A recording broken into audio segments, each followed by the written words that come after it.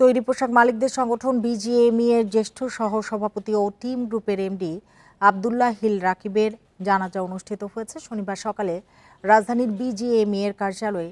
জানাজা শেষে তাকে শেষ বিদায় জানান সহকর্মী, ব্যবসায়ী নেতা এবং ঘনিষ্ঠজনরা।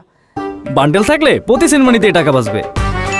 বিকাশ সেনমানি বান্ডেল কিনে জিতুন প্রতি লেনদেনে।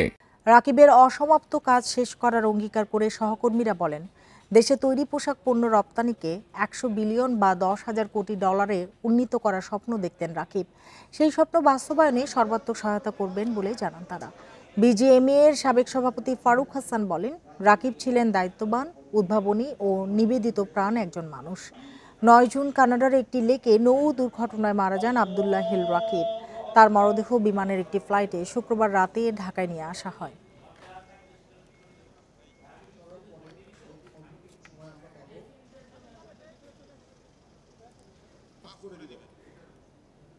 আর যদি কোনো